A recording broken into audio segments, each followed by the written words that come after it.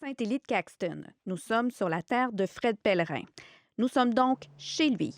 Mais une partie de son terrain a été claimée, c'est-à-dire qu'une compagnie ou une personne a acheté un titre minier pour potentiellement y faire de l'exploration minière. Tu es un peu plus chez vous, parce que le propriétaire qui est en dessus a comme un droit d'accès par chez vous pour aller en dessous de chez vous. Et comme bien d'autres citoyens de la région, inquiet, il a décidé d'acheter des titres miniers pour protéger son territoire. Mais il y avait une partie de ma forêt qui n'était pas claimée.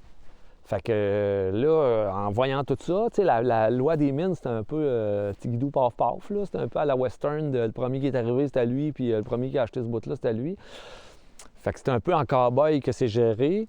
Puis là, j'appelais, ce qu'on me disait me sécurisait pas par rapport à la possibilité d'éventuellement voir des forages, de la prospection se faire chez nous. Le conseil municipal n'a pas l'intention de laisser trouer ce beau paysage-là. En 2011, les citoyens de Saint-Élie-de-Caxton avaient réussi, en se mobilisant, à faire fuir une minière qui convoitait du cuivre. Gilbert Guérin était à la tête de cette mobilisation citoyenne. Il est prêt à accompagner la municipalité dans cette nouvelle bataille. Actuellement, 49 titres actifs couvrent le territoire de la municipalité.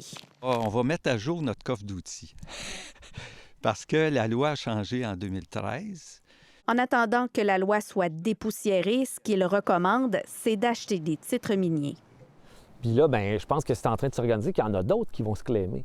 Mais là, comme citoyen, nous, ça veut dire que la seule option qu'on a, c'est de se claimer. Ça reste une solution temporaire. Parce que le claim, tu l'achètes pour 3 ans. Après ça, il faut investir dans la prospection, dans du développement minier. Tu sais, je pense pas que moi, comme citoyen, je peux me mettre à faire du forage. Puis... Fait que ça reste une solution temporaire. Tu sais, on prétend depuis longtemps vouloir faire avancer la loi des mines en haut chez nos dirigeants. En consultation, en ci, en ça. À date, il n'y a pas grand-chose qui apparaît, qui semble bouger. Comme tout le monde, minière ou citoyen, Fred Pellerin a acheté ses titres miniers sur le site Gestime du gouvernement du Québec. Les siens apparaissent en turquoise parce qu'il les a acquis récemment.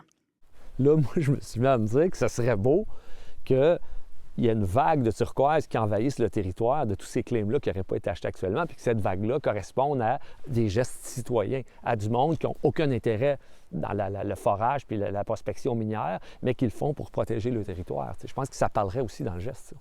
Ici Julie Grenon, Radio-Canada, Saint-Élie-de-Caxton.